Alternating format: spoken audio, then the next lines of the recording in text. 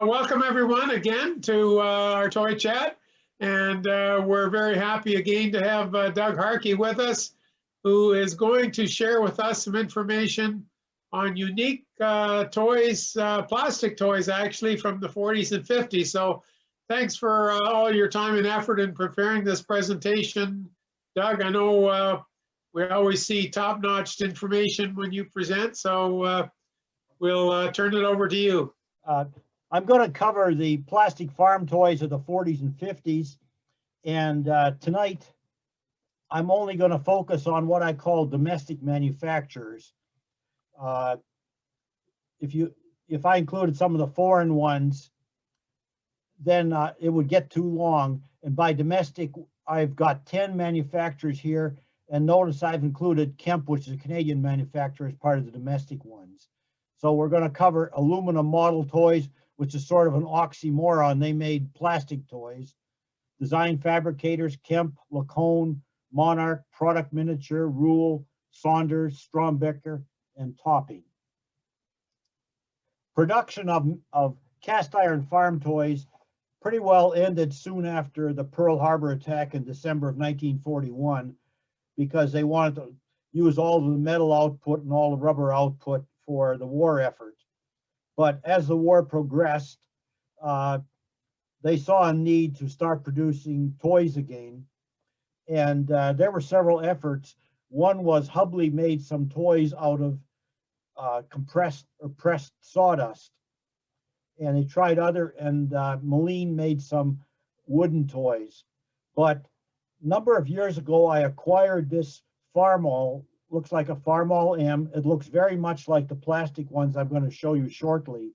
But if you examine it carefully, a couple places where the paint flecked off right here, you can notice it looks like sawdust underneath. So this was apparently a prototype that was made out of pressed sawdust with a heavy coat of red paint. And these are not the normal decals that are on the plastic Farmalls. That's actually an arcade style decal, so that's probably a prototype, and it had no holes drilled for the hitch on there. So that's the only one I've ever seen of that toy. But in 1946, after all of the research during World War II on new plastics and new materials, they thought they had some pretty good plastics. And so a company by the name of Product Miniature sent this ad. They had made a licensing agreement with International Harvester and sent this flyer out to international dealers. And they called it a 1/16 scale Farmall H. But if you look at the proportions of it, it's closer to a Farmall M. So this was the announcement to the dealers. And actually, some went on sale apparently as early as late 1945. And this is actually the first version of the plastic Farmall M. And notice that it has McCormick here above the Farmall. It's sort of basic in detail. It has a steering wheel, doesn't steer. And it was a very popular toy because there was such a void of toys during the war. And the Farmall M was a very popular tractor. So some article that I got in an International Harvester magazine pointed out that by the end of 1946, they had sold over 500,000 of these plastic M's. And another later article said by the end of 47, they had sold over 2 million of them. So they're out there.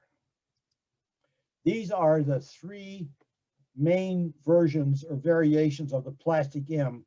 Here's the one I showed you in the middle, and if you can get beyond this on the far right here, I don't know where your block of participants is, but that one has spoked wheels. This one on the right, notice it has the McCormick decal also.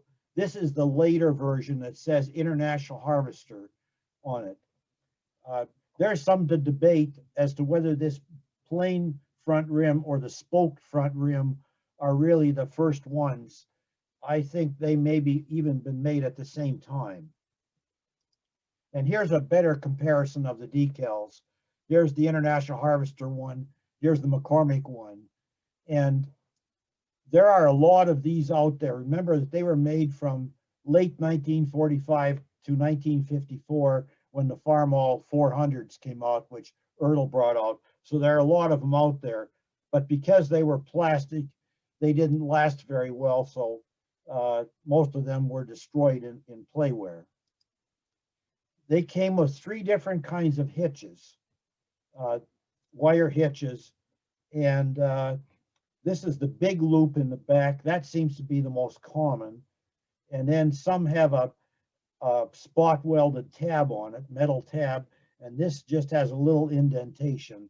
I've seen different styles of tab besides this one that's on there. They came in this box. This was the box that was used for the general toy market toys. It says made by Product Miniature, Milwaukee, Wisconsin. And notice the style, these dots, these polka dots on there. This is the box that was used by the toys sent to the International Harvester dealers. So the International Harvester dealers have this style of box. It also says product made by Product Miniature.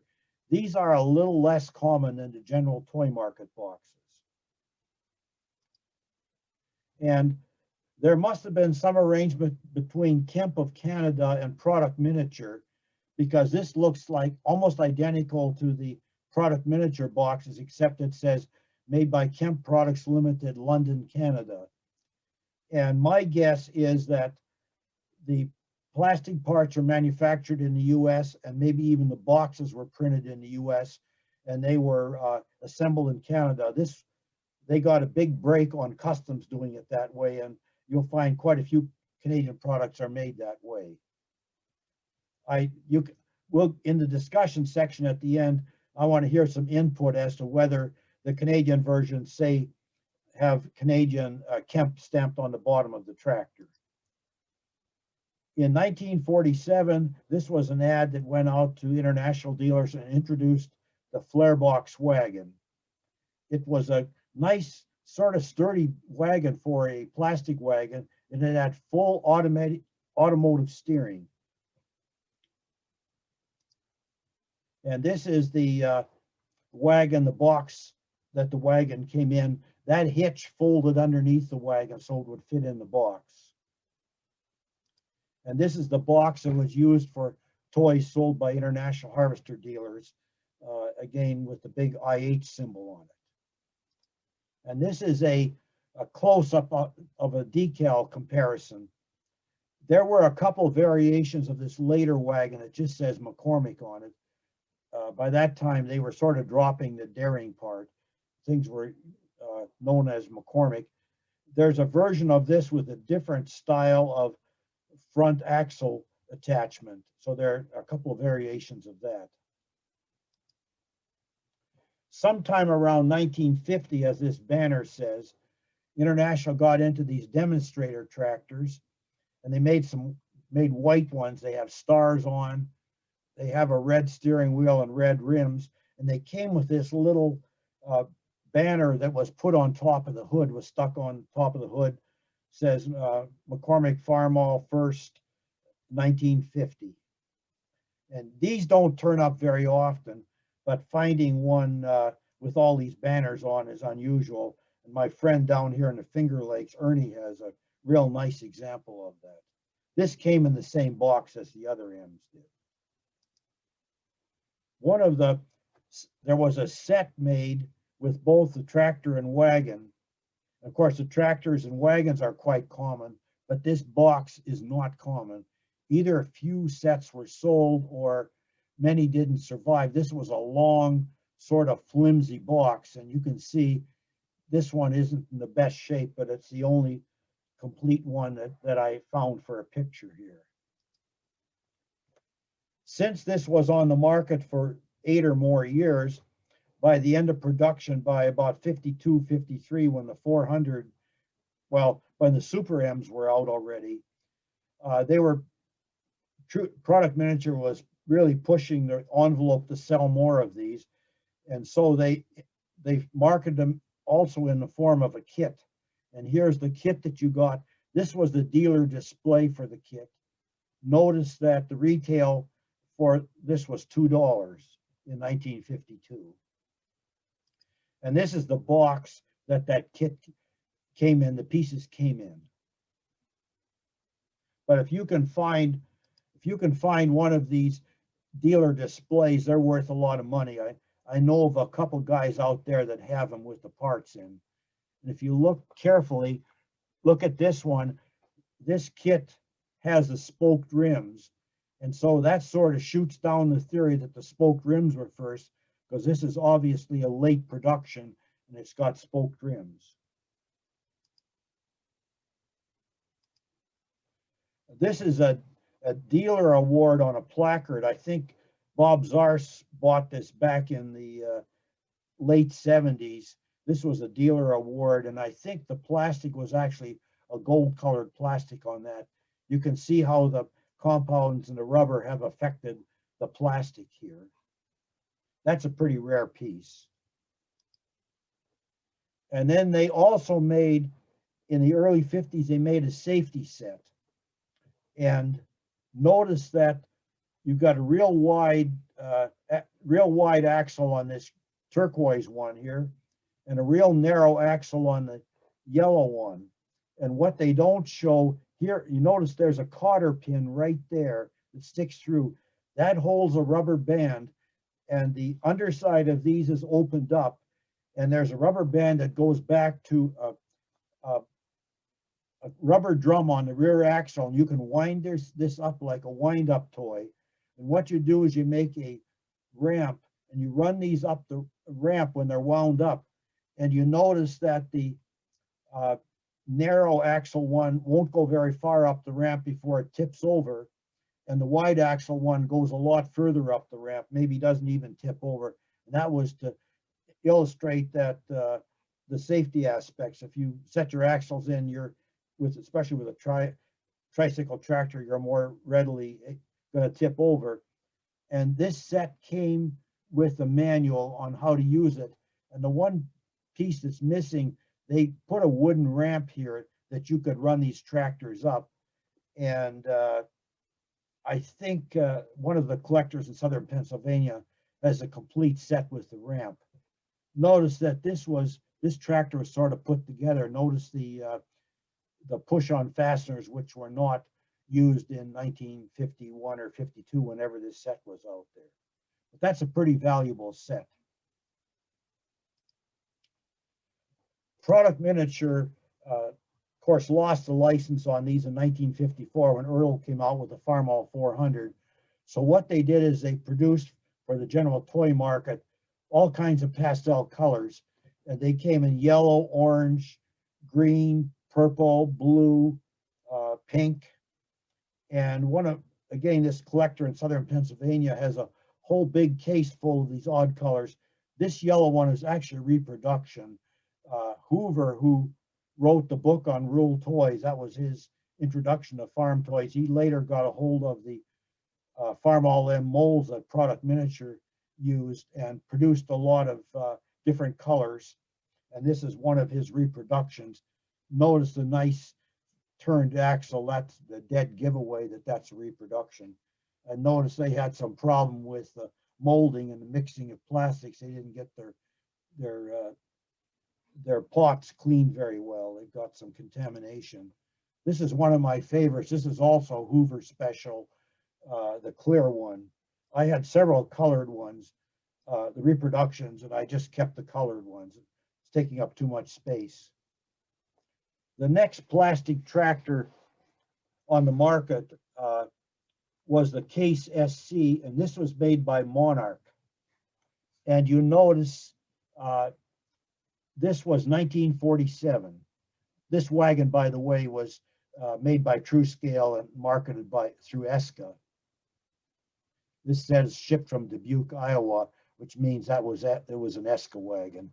But notice that the tractor was from Milwaukee, where the Monarch factory was. This is the actual toy here. This is the early toy. There are no fenders. And notice that it's very subject to breakage. This front axle breaks off easily, but the worst problem is this flimsy gear shift lever is often missing from these.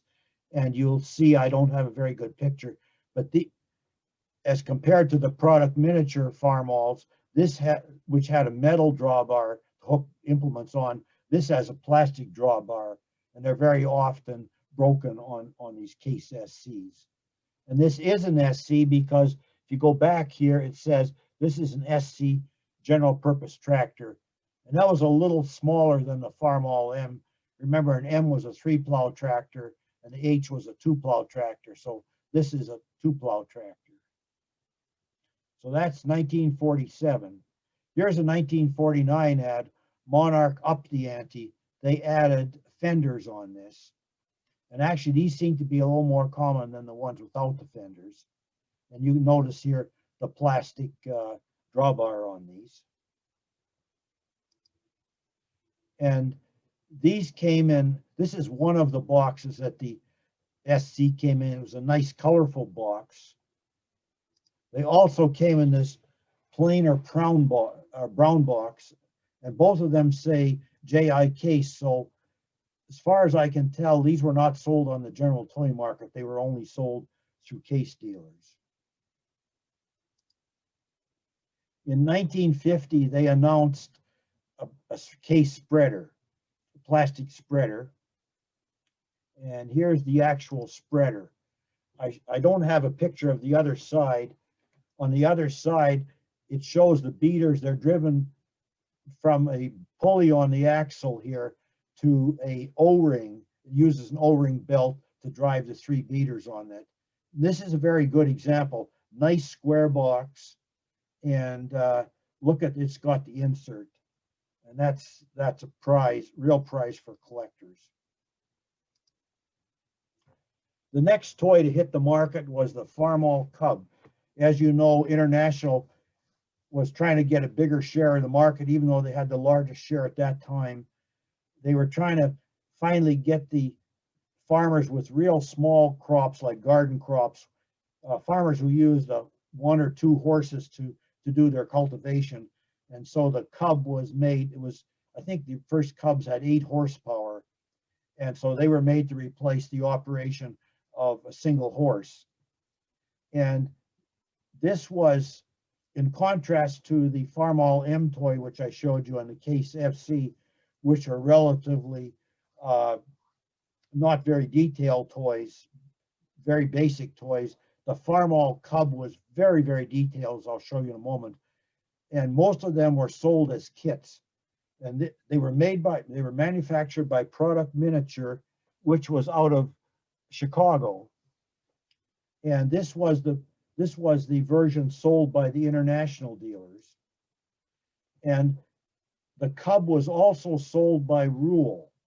Rule is famous for its Caterpillar and Massey toys, real beautiful die-cast toys.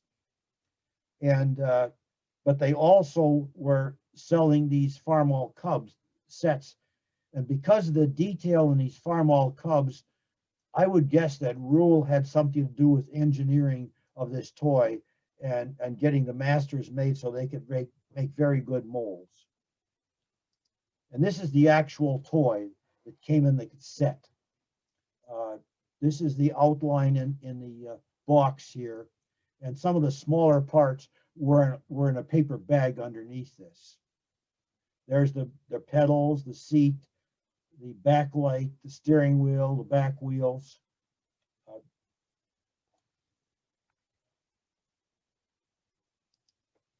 And this is one of the 2 primary variations of the Cub. This one's got the smooth wheels.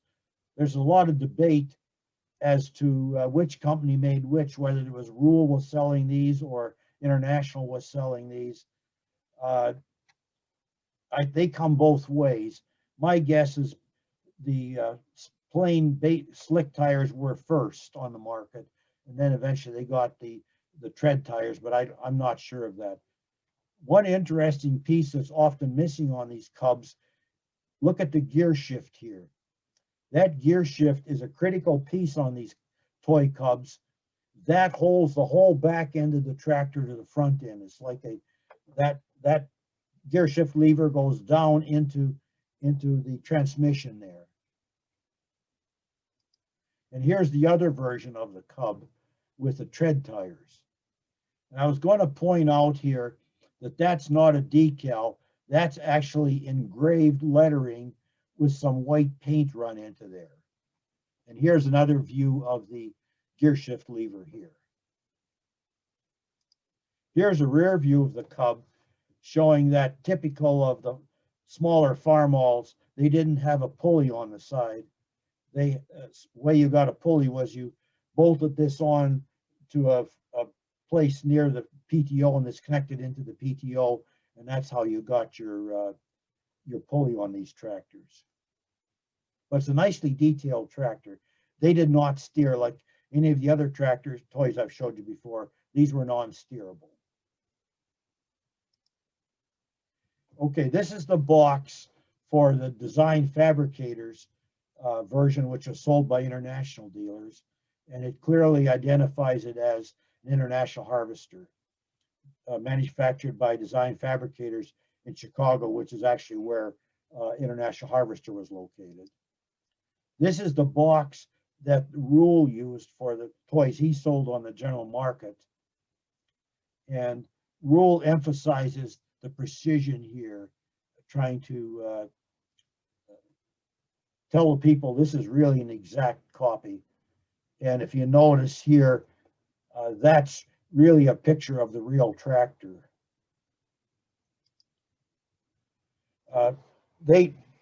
Design Fabricators stopped manufacturing of the Cubs earlier for Rule, and then by about the mid-50s for themselves, because the Cub design had changed. They got a 400 style grill, and then of course later on a white grill. And so somehow other companies got a hold of the molds. They must have sold them.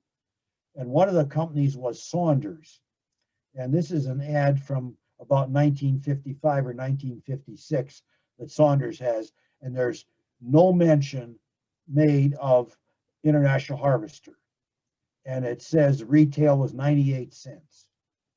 Again, that was a kit. It says 30 plastic parts. And if you compare the hood of the Design Fabricators manufactured toy, you notice the IH Farmo, the paint run into the engraved lettering there. There's none of that on the Saunders hood here. It had no because of course it was not a licensed toy. And this is the box that the Saunders toy came in. Somehow, I don't know whether they came with it or you could buy them, but some of the Saunders toys have water transfer decals. And there's another company that made these Cubs, and the Cubs, the farmall on them is raised lettering as opposed to the engraved lettering on the Design Fabricators. I forgot what the manufacturer was of that fourth company. The next manufacturer to get into this is where our oxymoron comes. This is the aluminum model toys. Made this Ford 8N in 1949. And there's a lot of confusion about this toy because many of the early toy books, farm toy books, said this was made by Product Miniature. It was not. It was made by Aluminum Model Toys out of Detroit.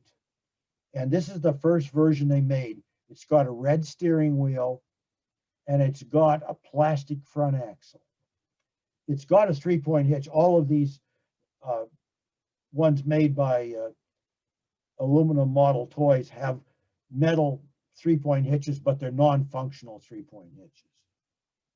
There were no implements made, and you can't take that apart to put an implement on there. This is the most common version of the Ford 8N by Aluminum Model Toys. This has a die-cast front axle and a black steering wheel. And one of the things that you're going to see about these is the fenders are often warped on these, sometimes badly warped. Sometimes even the hood is warped a little bit. You can see that the rear wheels were pushed on this version here, forced onto an axle that had grooves in it. Whereas you notice that this version here has screws that attach the wheels to the rear axle. This is the box that they came in. It says aluminum model toys, and this is Detroit here. So that they came out, I think, in 1949. They made a version. Now, here's the complete nomenclature of the manufacturer, made in Birmingham, Michigan, which was a suburb of Detroit. They made a version with a wind-up motor. Here's the shows the key with that, and here's the actual toy. You can see that the transmission case on these wind-up versions is longer, so it's out of proportion. And these wind-up ones also came with smooth tires and this sort of hex nut bolt serving as an axle, so they're easily distinguishable. These turn up fairly regularly also. And here's the box for it. The interesting thing is, in my toy literature collection, I've got an ad where, we'll go back a couple of slides here. It's an ad like this, but they're advertising an electric drive version of these. And remember that these Ford toys were 1/12 scale. They were larger than the rest of the farm toys because Henry Ford said he didn't want children to think of Ford tractors as being the little tractor. So he made sure that the toy tractors were a size larger than the rest of the toys. The next tractor on the market was the Chalmers Wd, and this was made by Product Miniature again. This is an ad that they have which announced it in 1951, I'm sorry. And this is a close-up version picture of it. And notice there's much, much more detail on this toy than there is on the Farm All M's. And for a while, collectors called this a WD-45 until some of the very knowledgeable people on real tractors said this is a WD. And actually, it came out in 51, which is before the WD-45 came out, the real tractor came out. Notice the pulley on these. You've got headlights, you've got lights on both sides, you've got a muffler and air cleaner, air intake, you've got a seat. And when these were shipped, the muffler and air cleaner were not attached to the tractor. It made the box too high. These were in a little brown envelope that was inside the package with the tractor. So finding one of those with those inside the existing envelope is a great find if you're looking for new in the box stuff.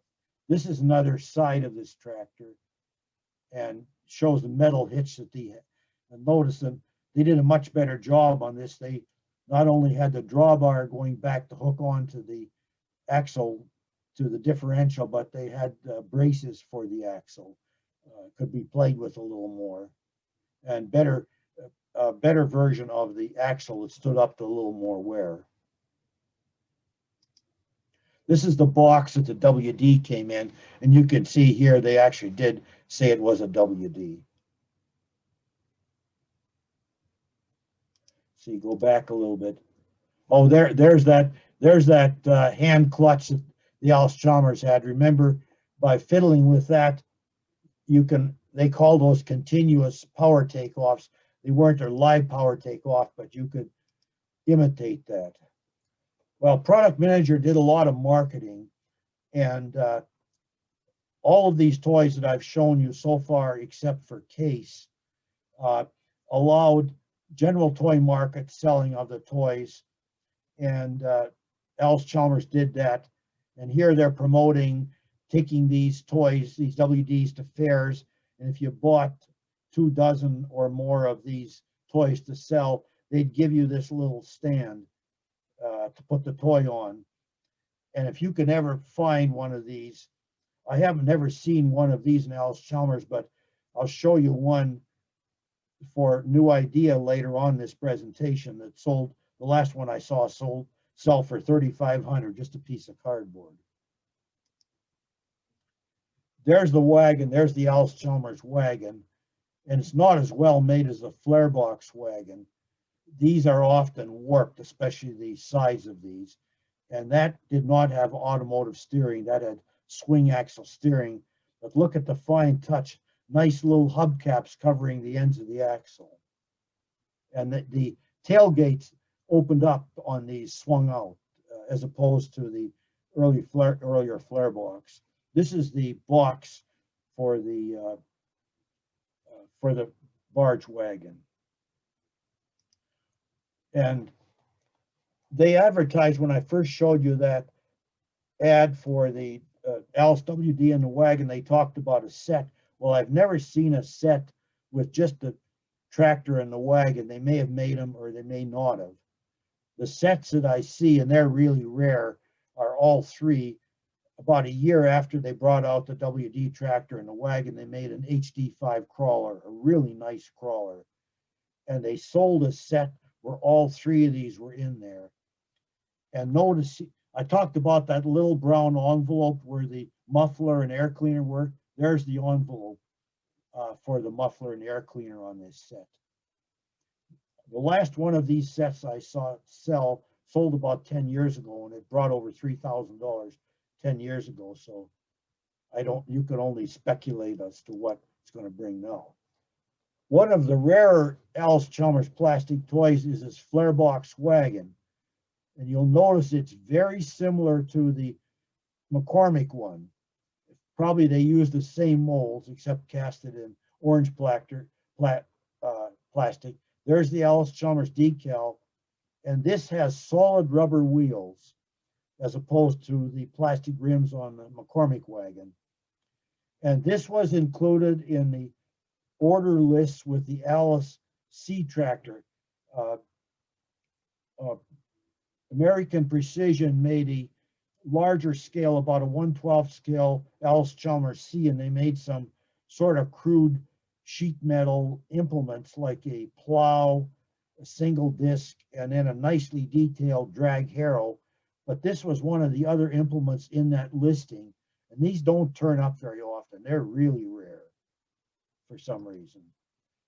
Most of these wagons came in a plain brown box with simply ink stamped on the outside Alice Chalmers wagon. But several years ago, one of these fancy boxes turned up, and this is the only one of these boxes I've ever seen, the fancier boxes. Well, the next manufacturer on the docket is Topping. And Topping claimed they made scale models, not toys. They never called their products toys.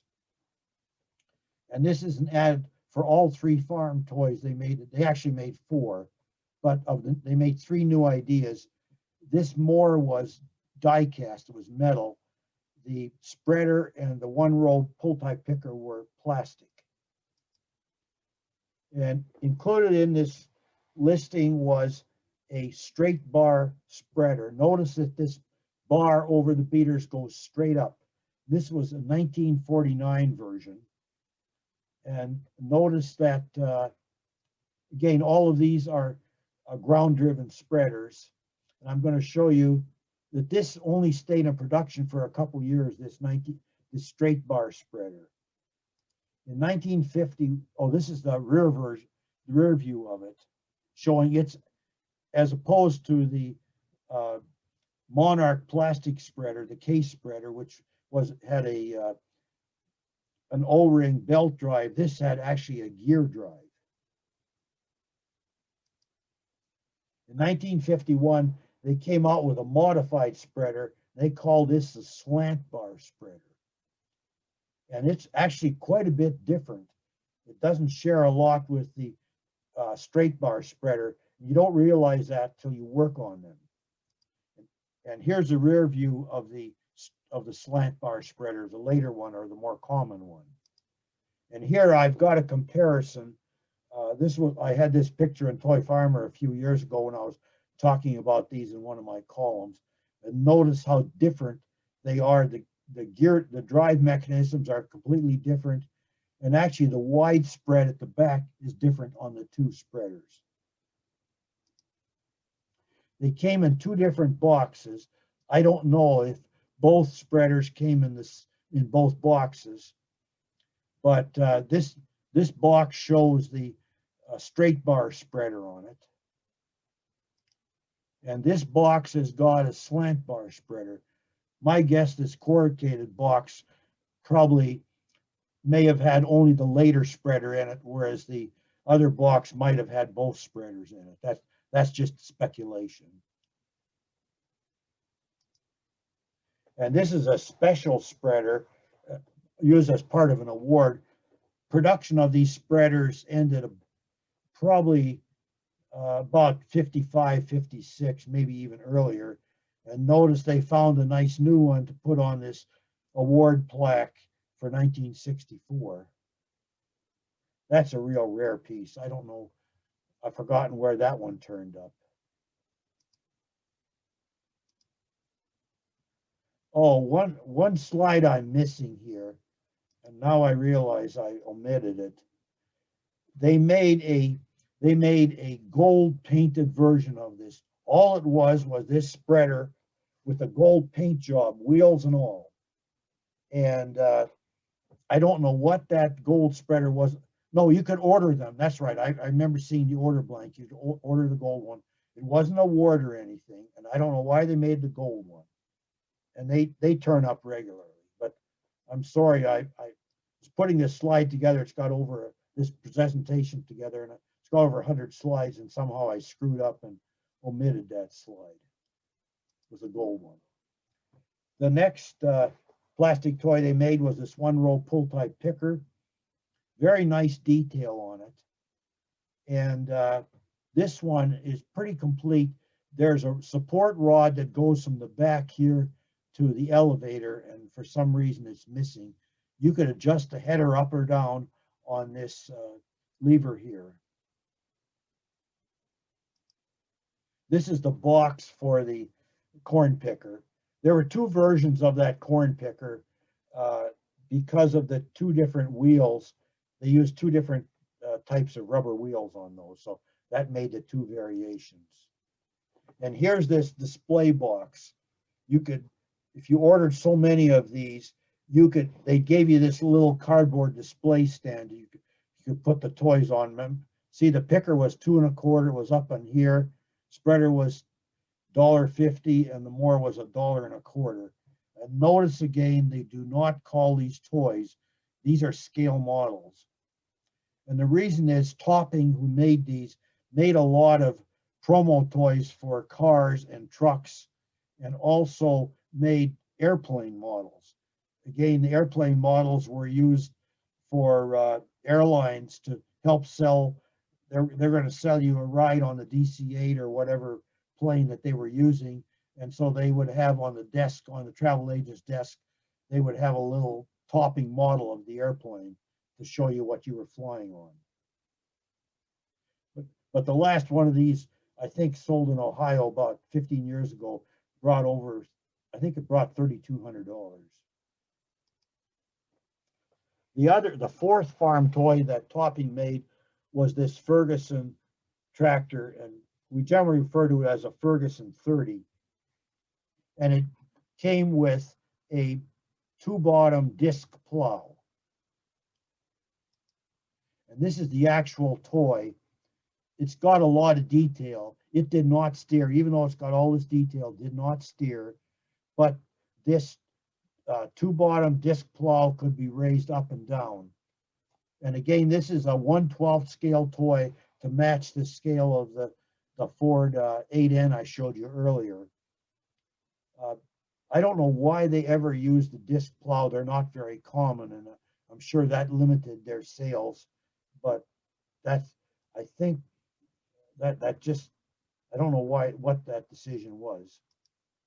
Here's the back of that Farmall, of that Ferguson, and this is very realistic. It's one of the most realistic farm toy backs I've ever seen at that time. Its 3-point hitch even resembles the real ones, and you can remove this drawbar when you attach that disc plow on it. you can see the exhaust coming out underneath the tractor. And there were two versions of this Ferguson. I think the early ones just said Ferguson. They may have come out when they were still producing Ferguson 20s. And so kids could imagine that this was either a Ferguson 20 or the later 30. And again, this, at least on my screen view, this panel with the participants in it is how this says Ferguson 30 on this version right here. So those are the two primary versions. Usually the toy manufacturers didn't put a model number. Well, the Cub did, because there's nothing other than a Cub. But again, with a Farmall M, even though it was a Farmall M, kids could still imagine it was a Farmall H if their dad or their grandfather had a Farmall H on the farm. But this was a well-made toy. These stabilizers were metal, and the front axle was die-cast on these Fergusons. Very, very well-made toy. They came in this box. This is a very nice, good quality box with, notice this one's even got the insert in for the box. Again, that'll bring a high price for the collectors who appreciate all those details. Coming back to product miniature, this is a 1955 product book for product miniature, and you can see their lineup. You don't have the Farmall M tractor in anymore, that's gone, but there's the TD24 crawler, the International TD24 crawler, and that one's got the electric drive. And I didn't include the construction toys in this because it would just make too many in this presentation. But this electric crawler was almost the undoing of product miniature. It was intended to be retailed for $39.95, which was a lot of money in 1953 when it first came out. And the way they marketed it says, well, a Lionel train set was the same price, but even then it was more than a bicycle. And notice their Trailways toy is 18 inches long, which is a pretty long toy. And there's an International, that's an R series pickup truck. But what I'm leading into is they also made Ford tractors in the 50s. And here they're advertising the new Ford 600 tractor. Well, here's the real toy. This is actually not the 600. Product miniature started with the Ford Jubilee, or some refer to it as an NAA. The first year they came out was 53, which was the Jubilee tractor. Then they made them for a year or two after that, and they called them the NAA. These did not steer. These of course, are made by Product Miniature, made to Farmall M, made to Wd. They had a working die-cast 3-point hitch on the back. It had a die-cast front axle here. So this is the Jubilee. This is the back of it, showing again the metal 3-point hitch. They made a 2-point plow, a two-bottom plow, which was actually manufactured by Slick. It was a steel plow, very similar to the plow made for the Oliver Super 55 utility tractor.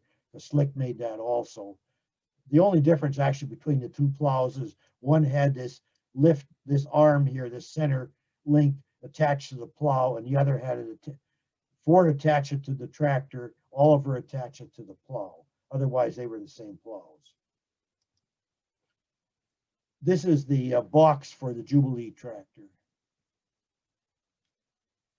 And again, it says Product Miniature on it. The second Ford tractor Product Miniature made was the 600. This was the 55 tractor it showed you in that ad. This one had headlights. You can see a bit of the tail light, also had a tail light. Again, it didn't steer, and again, it had a 3-point hitch, and you could buy the Dearborn plow, the two-bottom plow that goes on the back. This is the box for the 600 tractor. Again, this one is special because it's got the insert with it. The last toy, and the rarest of the plastic forge made by Product Miniature is the 900. And this one is a row crop narrow front tractor. It has different, much bigger rear wheels, and it's got a different hood actually than the 600 or the Jubilee. It's got headlights. It's got a different tail light than the 600 did. It was sold for probably only a year. It's the 900, and the reason is it came out in 57, and in late 57, Hubley started making die-cast 961 toys, which were much nicer toys. But finding one of these is really rare. And this is the box that it came in. So that's probably one of the rarest toys I'm showing you tonight. Another manufacturer on the scene is Lacone, spelled Lakone, as in that name up there. And this is the page that was sent out to the international dealers. And this came out in 51 when the Super C was introduced. For you international experts, remember the Super C was the first of the Super Series, and then next year in the 52 was when most of the Supers came out. Super M, Super H, so forth. The Super Cs had a fair amount of detail, much more than the plastic M's. They did not steer. They had a spring-loaded seat. They were sort of fragile. Often that muffler broke off up there. They had just a little wire loop for a hitch, but they're pretty well identified here, made by the Lacone company. And they turn up fairly regularly. They're not common, but they turn up regularly. Their sister tractors are really rare. They made a 200, and I don't know, I looked for more than 25 years to find this 200. And the difference between it and the Super C, it's got a different decal, but the Super C has this little ridge here that comes up over the Super C and then joins into this. The 200 does not have that ridge. That's a very subtle difference in the casting. And this is my prized possession, pretty decent original 230. That was the last of Lacone toys. Had a white painted hood. There's the original Lacone decal. And I looked for years and years. And one of my readers that reads my columns called me up one day and he says, "Doug, are you looking for a Farmall 230?" And I said, "Yes." And so we had a discussion. And on the way out to St. Louis years ago, I stopped north at an exit on Interstate 71, a couple exits north of the bypass on Columbus, Ohio, and in the parking lot there at a Dunkin' Donuts or Bob Evans or something, we culminated the deal where I bought this Farmall 230 from him. Later on, I found out he had the Farmall 200, and I bought that. But that was one of the I chased a toy like that for 25 years or so. Okay, now for the Canadian viewers. This is an ad that appeared in the on the 1953 Coxsut. They put out a manual of all of the farm equipment for a year, a complete book that goes 20 to 30 to 40 pages.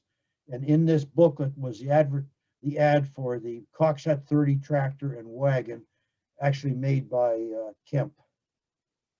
So that's right out of that buyer's guide, that 1953 Coxsut buyer's guide. And this is the most common of the Kemp Coxsut toys, the 30 with the wide front. This is a die-cast front axle. The rest is plastic. This one, they mustn't have paid their union boys very well because they didn't get this decal on straight. This is complete in that it has both headlights up here. The seat is not broken. It's got the air cleaner. It's got the muffler. And this is the rear view. Pretty nicely detailed tractor. You can see the PTO. And remember, Coxsut's claim to fame is they were the first tractor with a live power takeoff. And there they show that bulge where the clutch was for the live power takeoff. And there's the box for the Kemp 30. They made a few of these narrow front Kemp 30s. And some people claim that these were made as salesman samples, so the salesman could show, they could take the wide front model and also the narrow front model to the dealers to show them what the real Coxsett 30 tractor was going to look like. And this one, I think, this is the one that was sold in the Geneseo auction about 3 or 4 years ago. They came in the same box as the other wide front model. They also made a wagon, which is almost always warped. This is actually a pretty good wagon, and if you've got a lot of guts, you can heat it and have a wooden form, stick some 2x4s in there and straighten it out. And this came in 2 versions. This one doesn't have the Coxsett decal on, but I've also seen them with the Coxsett decal in the panel in the sides here. That's got nice automotive steering. That's a nicely made wagon, but unfortunately for the warping. The last of the plastic farm toys I want to cover tonight is the Chalmers D series. They call them D14s. And they were made by Strombecker. Strombecker is best known for its model airplane kits. They made a lot of balsa kits. And then later in the early 60s, they made some slot racing cars and slot tracks. This is the ad. This is a 1960 ad for their D series. And actually, this came out in either the real D series started coming out. I think the D14 and D17 came out in late 57. And I think these toys came out in 58. But this is a 1960 ad for them. And this is the early version of this D series toy. There you can see the power director lever there. These did not steer either. So none of these plastic toys I showed you tonight steered. This is a real good copy because look at it, it's got the tail lights on top of the fender. It's got both headlights. And notice that this has got an open grill. There are no bars in this grill. The variations in this toy come from the grill, and some have black steering wheels, some have orange steering wheels, some have tread tires on the front, rib tires on the front, and some have automotive type tread tires on the front. So this is the later version of that D14 toy. Notice this one has orange steering wheel. It has bars in the grill. And here's a closer view of the grills. Here you can see the headlights. This is a later version with the bars in, and the early version. This is really, I didn't realize how rare these were until I was looking through some the other day, and these apparently were made for a very, very short period of time. These were actually smaller. They were a smaller scale, probably 1/24 scale. And here I've got one beside the WD toy, the 1/16 scale WD toy. And here's the little 1/24 scale. I should have had an example of the Ferguson, which was the 1/12 scale in comparison to the Farmalls. I forgot to do that. Most of these D series toys were sold as kits. And this is the one sold by Strombecker on the general toy market. It says Strombecker on the box. This is the same kit sold by Chalmers dealers. And you notice it only says Chalmers on the box, D series. Guess they're trying to stretch that to try to make kids think that that could even be a D17, I guess, if you stretch your imagination. This actually overlapped with the first of the D series 1/16 scale toys made by Ertl. I've got an ad which shows them both on the same ad. So Ertl was gearing up and Strombecker was winding down. So most of these were sold in kits, but they also sold them completely assembled. And this is the box where a completely assembled one came in. And that's it, ladies and gentlemen. That was my presentation for tonight. And I'll entertain discussions. So, have we got any questions for Doug? That was a great presentation, my friend. I learned a lot there. There was way more plastic toy manufacturers than I ever realized. So, do we have any comments or questions for Doug? If so, just push your space bar.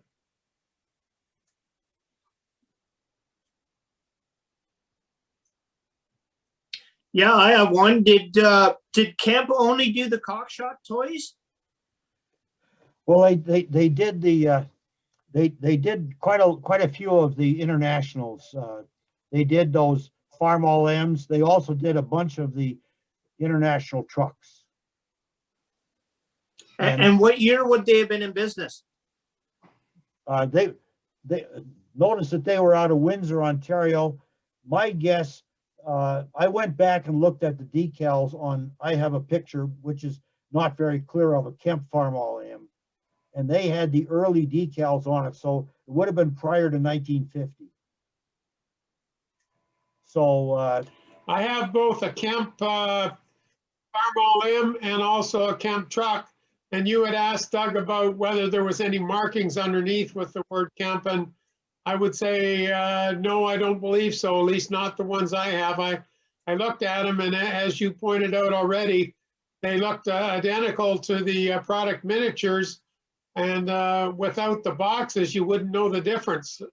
I had boxes marked from Kemp in London for both of them, but there were no markings on the toy that I could find. my guess is that product miniature molded the parts and then just sold them, sent them up in bulk, sent them across the river in Detroit to Windsor. And probably with those style of boxes, in the early days, the manufacturers like International and John Deere had a lot to say and designed the boxes for the toys, and probably had a lot to say so in that Kemp box. So any other questions from anybody? No, but that was a wonderful presentation. I very much enjoyed it. Thank you. Great presentation, someone was Doug. mentioning that about the gold new idea spreader from Toppings. Yes. I got this is my dad's. My dad's has the gold Toppings new idea manure spreader. They've had it since way back new, because my grandfather was the new idea dealership in town, and they got this spreader through Toppings. I'm not sure how they came across it, but that's the gold dealer's manure spreader. I had one on my table to sell. I carried it for almost 2 years, and people, for some reason, people didn't want it. I guess if they hadn't even painted the wheels gold, it might have sold better, but that's the way they made them. Yeah, that's the only one I've ever seen, and we've had it for years, and it's unique to have. Does it have new idea decals on the side of it, Jason? The new idea, it doesn't have decals. It was right painted over top, but it does say new idea on the spreader. And they only made it, as far as I know, they only made it gold as the slant bar one. I've never seen one with the straight bar painted gold, but That's this is right. a later version. Yeah, I have an order form from the early 50s where they have the gold spreader on there, and by that time they were only selling the slant bar ones. Is there any, so there's no way, they don't know how many of these gold ones were made or anything like that? I'm not aware of, I don't know. There are some people who've done quite a bit of research on the Topping company. In fact, you can go on the internet and reprint a book on Topping. It runs about 20 some pages. I think it's in PDF form. It's very informative, and you really get the impression that they were making scale models. I mean, because they were very into the detail on those models. Okay, I might have to look that up about that. So, thanks, Doug. So any other comments or questions? Yeah, I have one. Just want to show you Reliable also made kind of a cute little plastic tractor that's really, really well detailed. It winds up, it steers, Now this one isn't 100% complete. It's missing the air breather on it, and it's got one little crack here on the fender. But it's a nice little toy for any of you guys up here in Canada. You know, it's got the pulley for the belts and everything. So Reliable did make a nice little plastic tractor as well, and no maker's mark or anything. So it's not like an actual firm tractor dealership IH or anything like that. But it's a nice little toy if any of you guys are out and about. There are a few extra ones out there. They also made a massive, looks like a 50 utility tractor, and it came with and without a loader, and I sold a couple of them down here a few years ago. Yeah, they're a cool piece too. I've been looking for one of them as well.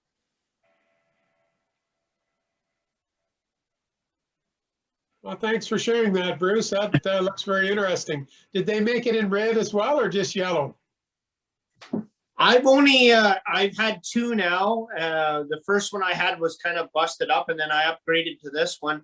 I've only ever seen them in the yellow and then the red. Now they do have some implements. I don't have any. I've seen them, but yeah, they have them as a set. Question I have on the Case SC's tractors, there's the two boxes which you covered. Yes. Which box came first, do you think? The more colorful one, I call it, or the more plainer, light brown one? That's hard to tell. It really, my guess is that they were made for two different markets. That the Okay. colorful one came, generally the colorful ones came on the general toy market, and the plainer ones for the dealers. I've seen such an intermixing of them that I couldn't be sure, Doug. Yeah, that's okay. Yeah. Okay, folks, I just want to update you on another topic, which is the Ontario Toy Show and Auction. So mark August 28th down on your calendar. It's going to be a virtual event because after additional consultation with the Quality Inn and the Department of Health, it doesn't look like we'll be open up enough to justify the numbers that we want to come to the event. And some of the older collectors say they would hesitate to come because of the risks involved. So we've decided we're going to go with a virtual event again. That's August 28th. We'll have the toy show portion in the morning, and then the auction will start at noon. Live online auction, again, similar to last year. Karen Little's receiving consignments now, and she's helping coordinate that. So if you have any good quality items that you want to consign, Karen sent out the consignment sheets a few days ago. So if you didn't get them, reach out to her and she'll make sure you get a copy. But you should have received it last week in your email box. And we need them a minimum of 2 weeks ahead. If we can get the consignments in, and if you want to email photographs, we can do some advertising. And but we want to have the final consignments in 2 weeks ahead so we can get pictures taken and get them on to Doug Jacobs or Dave Jacobs auction set up. That'll give them time to get it organized. So that's an update on the toy show for this year. So thanks again, Doug, for a great presentation. Once again, we've learned a lot of not only what these replicas are, but the companies who made them. And by the way, if anybody wants to do a presentation, we're open on the 13th, so reach out to me. I'm working on some of the ideas that have been shared in the past, but sometimes with the COVID, it's a little hard to communicate with people or get commitments. So please do reach out to me if you want to do a presentation. More than welcome, and we look forward to one from Bruce down the line when he gets his research completed and something put together. We'll look forward to your presentation on more Canadian toys, Bruce. Thank you for offering to do that. So we'll wrap it up for tonight, and thank you all for coming.